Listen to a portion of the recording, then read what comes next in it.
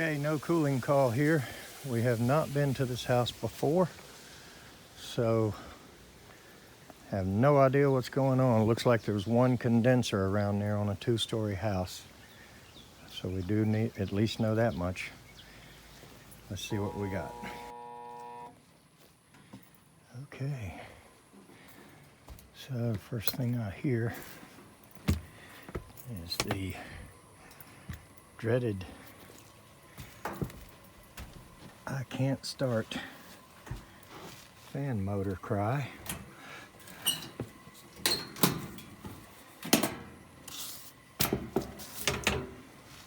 So, and the way it sounds is, I don't think it's going to be a lucky capacitor issue. Sounds more like a locked up fan motor to me. So this one's not going to be any fun.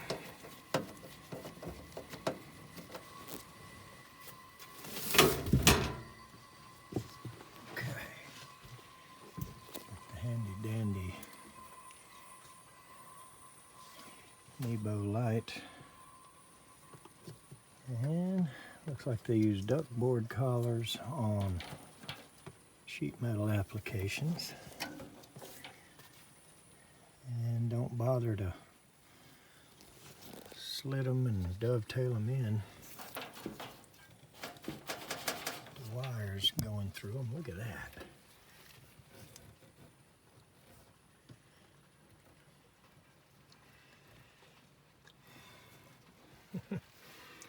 Tell you, the new construct field just never ceases to amaze me. This motor is locked. It will not turn.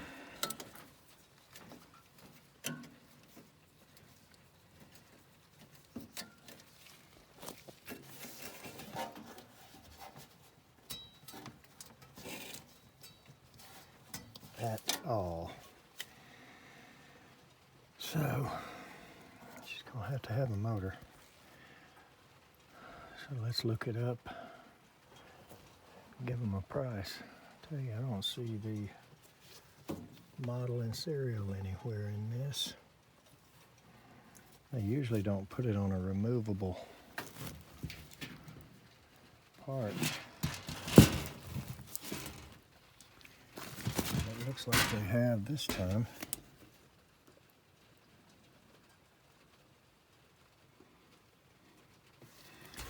See if we can figure out what motor's in it before we take it apart.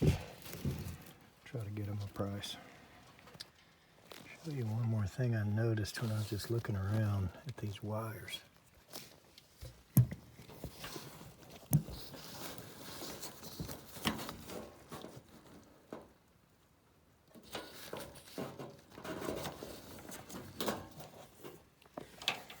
And it's not going to hurt anything on the neutral.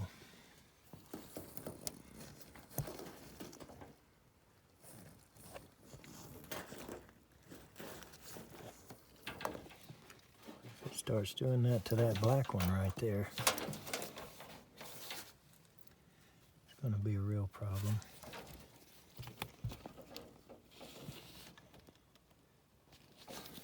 This is one of those motors with the mounting brackets built onto it, so it'll require a band, belly band, a lot of people call them. These aren't too bad to get apart. You don't really have to unwire the whole board. This thing here comes off and it'll kind of swing up out of the way, but go talk to the customer about it and see if they want it fixed.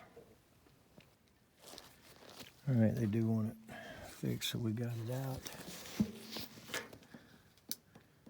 Looks like 3/4 horse. That thing's warm in just those few minutes of trying to start.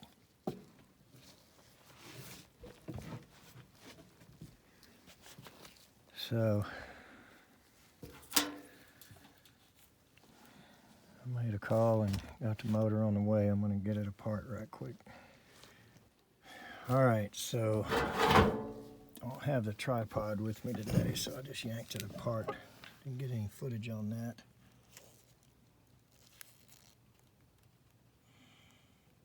Three-quarter horse, Gentech motor.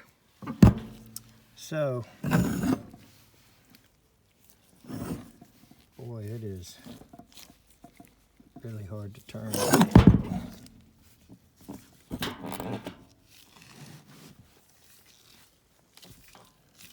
She's had it. So we got one on the way. I did not have I'm reluctant to put anything else but exactly what was here.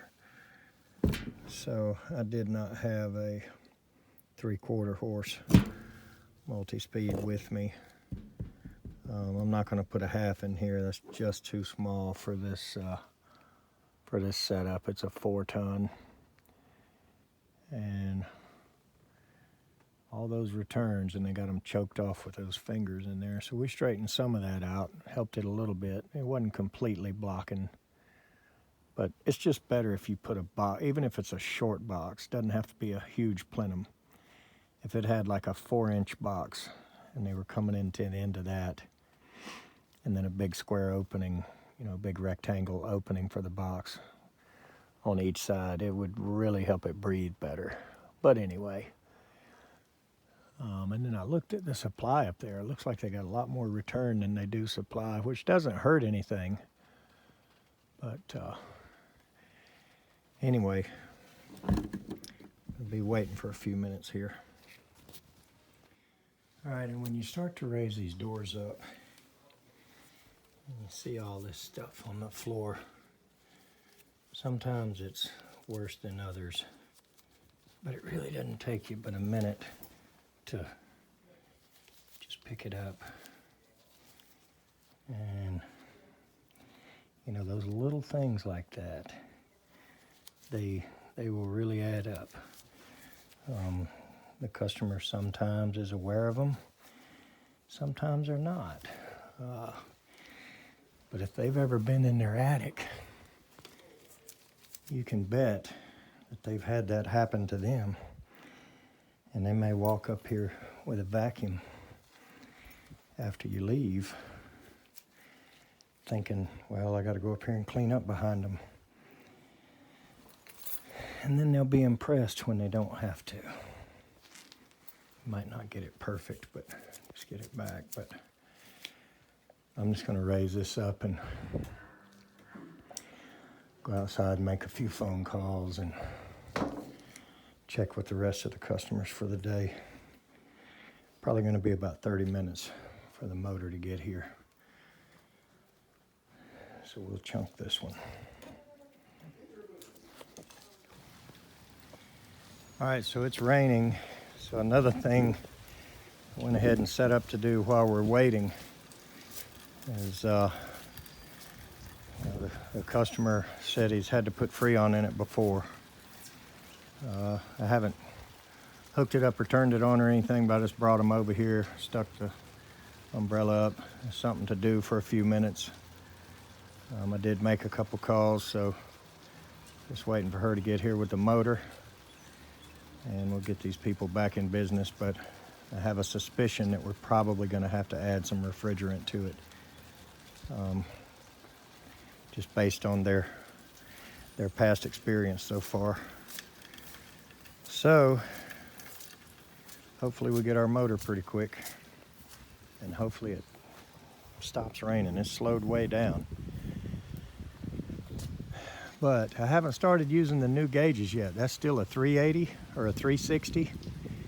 And I got a 380 and a 480 for my truck. I just haven't started them yet. And they're supposed to be a lot more water resistant. But I like that Supco umbrella, so I'm going to take advantage of any opportunity to use it that I can. All right. So, did not have a band kit with 4 ears on it. So we had to purchase the OEM motor, and the ICP distributor locally here did not have one in stock. So this one was bought straight from Carrier. So I bet you I don't want to see that dadgum price, but nonetheless, had to have it. So we'll see how shocked it is, how shocked I am when I do see it. I'm sure it's pretty high. I just like Trane or anybody else, you know, if you're not a dealer and you don't sell their product, they're gonna rob you on parts.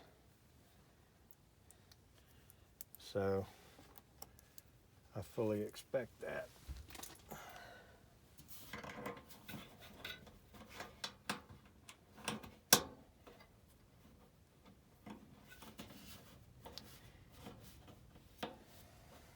Anyway,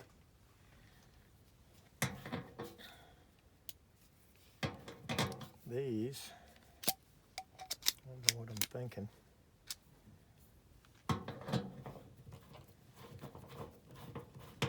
Didn't bring a drill up here, but there's not that many screws. So probably, I think 4 or 6 to get the doors and all back on, and the board.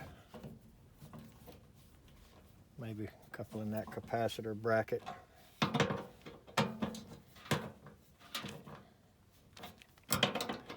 But one thing about an OEM motor, it's all nice and exact and nothing to really align. You just stick it in there and tighten it down and adjust your blower wheel.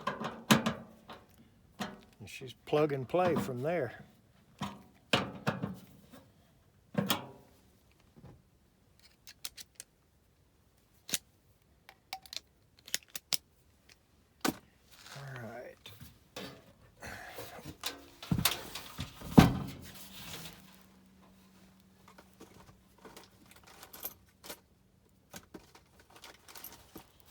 So that's all we got to do at this point.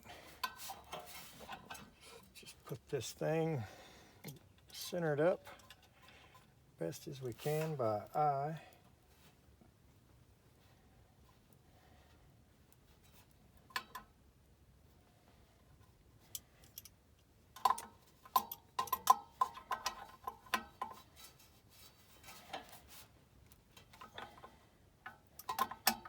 I always crank these bolts pretty good because they actually kind of grind a little indention into the shaft.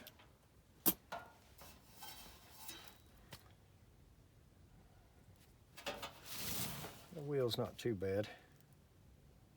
Just a little bit of out of trueness to it, but as you can see, the new motor is free. Spins well. So let's get over here and put it in.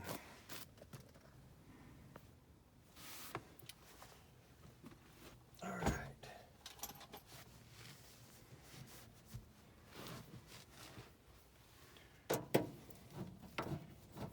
So we did have to stick this plate back on.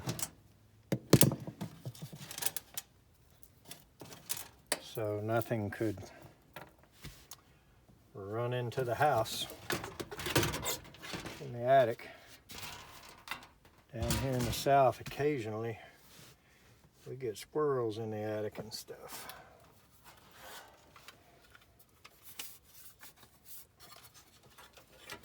Seems like I was able to get this thing to sit.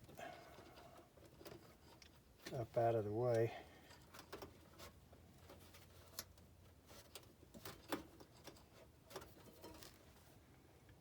I'll tell you what, I'm going to bend some of these in. I'm bending them in instead of out, kind of in the direction of the airflow. I don't know how much that's going to help.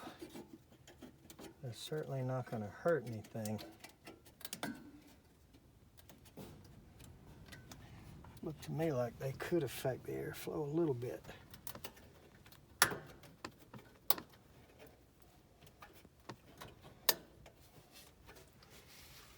Probably not enough to do much.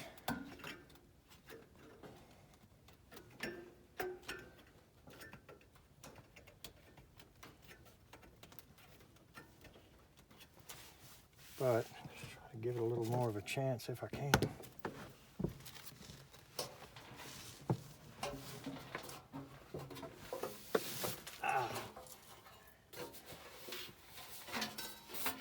This one, not light, but as I've said many times, ICP furnaces are really easy to work on.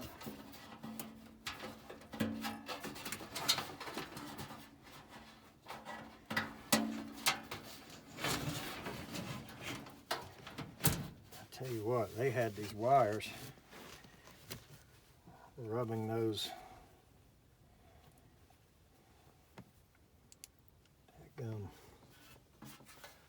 bottom pieces over there pretty bad.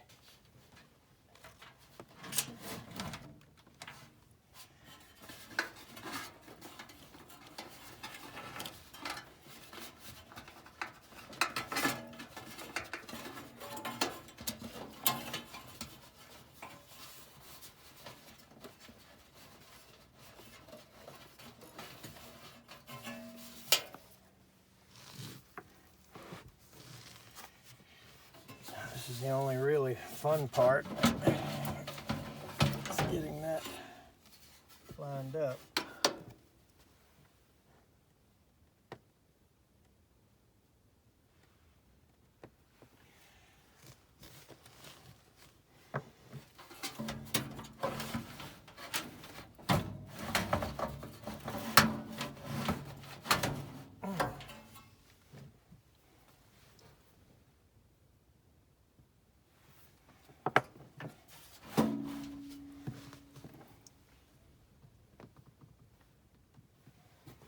Almost, just like that.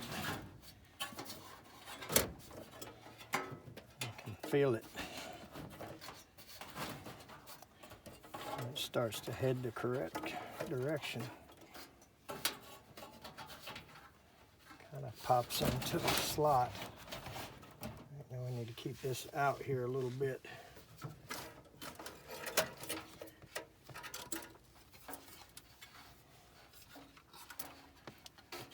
And get this mounted back to it. I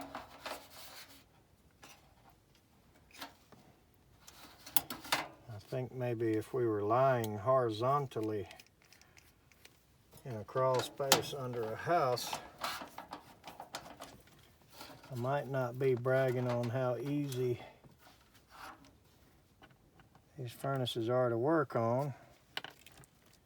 I'd probably be whining about the fact that it failed anyway, but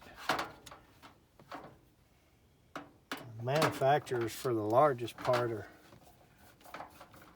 you know, with motors and stuff, they're just buying them. So can't really blame Carrier or ICP on this. I guess Gentech is the one that made the motor that failed, but it took it 9 years. I mean, it ran 9 years. That's not so bad. Should be one more screw for the bottom down here.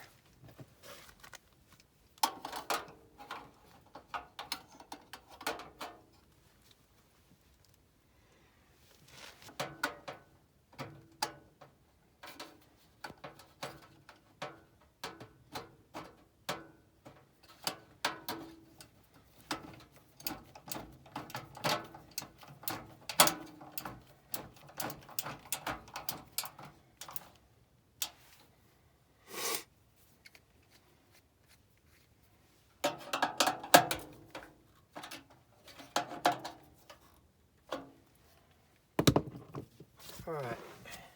Let's be careful with our wires. And take it on in where she goes. We got 2 screws that go up in there. I don't know why they mix these up, but I got some 5/16 head screws on a couple of things on the board, and then the blower here, as well as the door that goes over the blower, has 1/4 inch headed screws in it. But that's the worst thing we have to do is change the size on the nut driver a couple times. I guess we're in pretty good shape.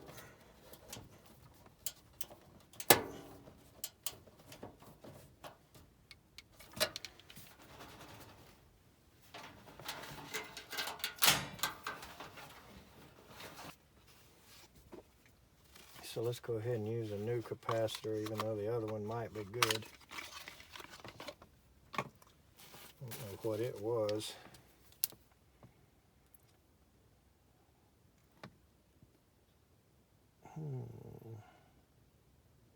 Don't recognize that brand right off.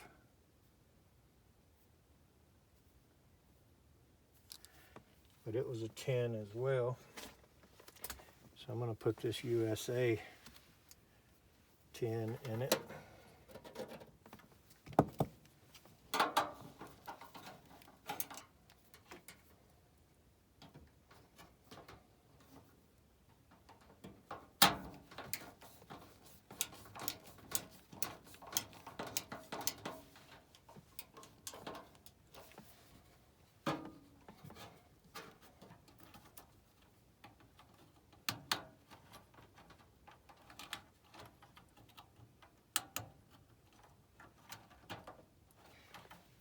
Was under it. It actually even says BLM.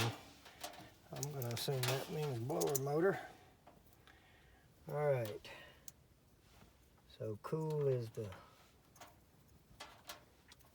top one from here.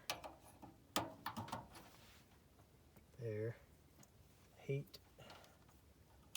This bottom one. And if I remember, Park was underneath. Spare. Yeah.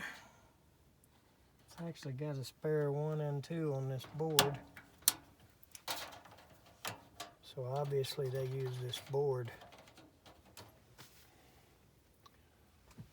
on a couple of different motors.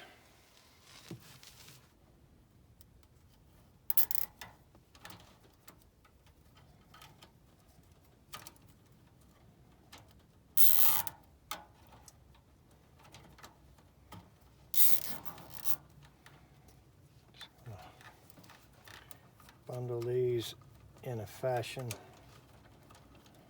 to where the door isn't smashing them too bad into the board. I mean, the way these doors fit, you really don't have a lot of room, and you're almost better off letting all your wires hang down below the board. For some reason, I just don't like that. I don't know why.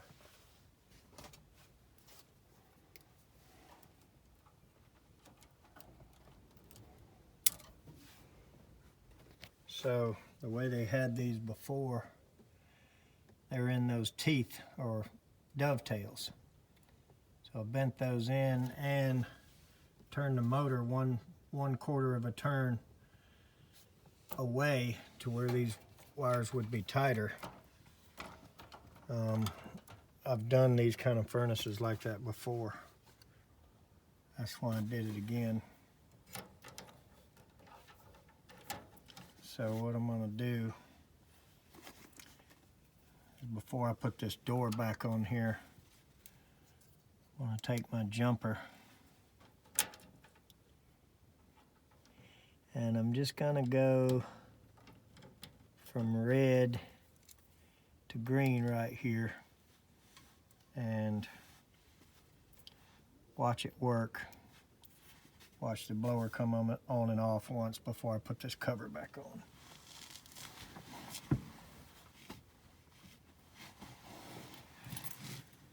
All right, so I'm gonna push the door switch in first and make sure it doesn't run, which it's not. Okay, I'm gonna go to green.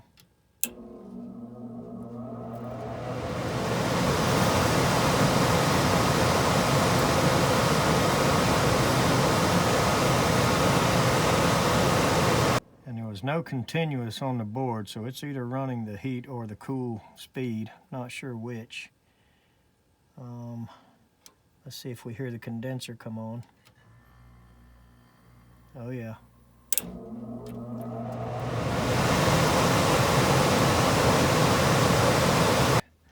So I'm just gonna do the W one time as well, make sure the induced draft comes on. I probably won't fire it up. Oh yeah.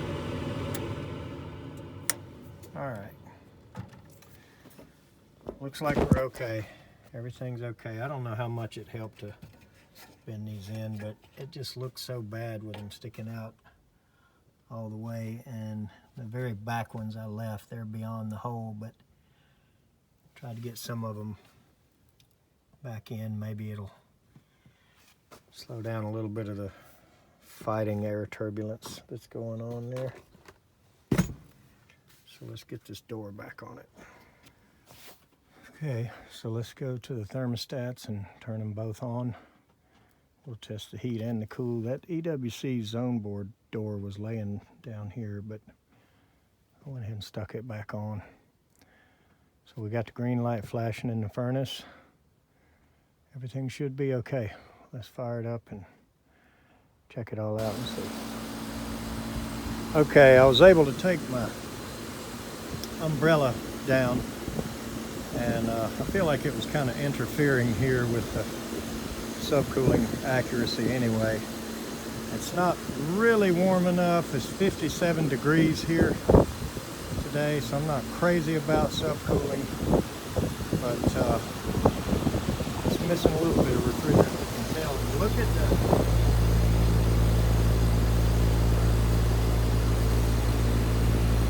15. Man, that's a lot. 15. I haven't seen a product that high before with the subcooling target. But I'm going to add a little bit. And we're probably going to drop light on it a little bit. We know the subcooling takes place in the condensing process out here.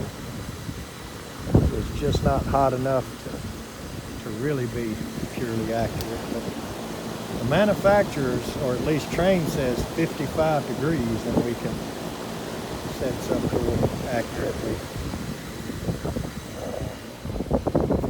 I just go by what I've seen. Oh, that was a leaf. I saw something. I thought something alive back there. So the customer had mentioned something about refrigerant before. Is the reason I wanted to be sure and see where it's at, make sure it wasn't half empty or something. But it is a little cold today, so I need to get this out of the cool mode and back into the air mode for them.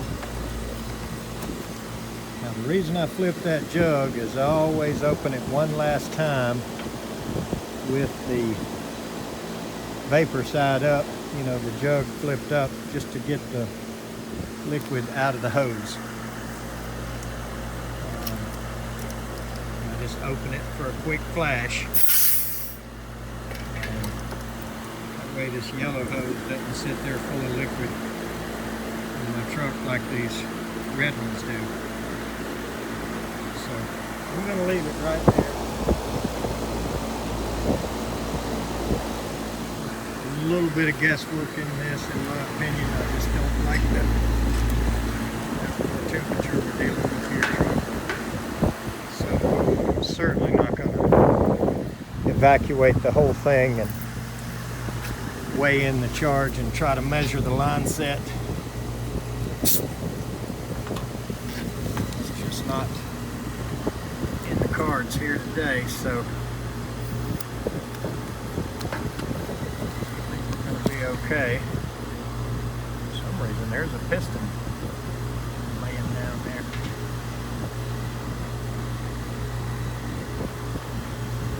Gummit, brand new cap with no O-ring in it.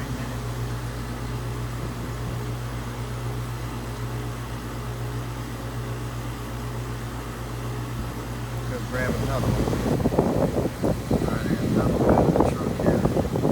It does have an O-ring in it.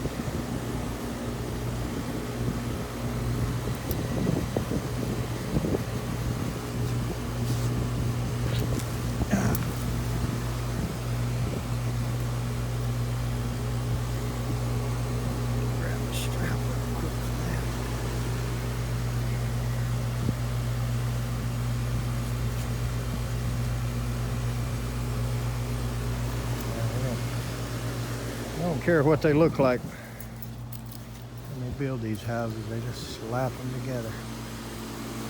Put all this stuff in. Alright, so we tested heat and cool and everything's okay. Except this mess right down here in this low spot. And I see trees that are floating out there. Broken off. Anyway, so I'm headed back. And I came this way, and doesn't look like I'm gonna go out this way. So, this goes to show you how things can happen. I mean, the storm's over, it's not raining, there's a little bit of wind, but that thing came down with it, you know, relatively calm out here. So I guess I should be glad nobody was driving right under it when it fell, but obviously we're going to have to go the other way. So anyway, they're done. Thanks for watching.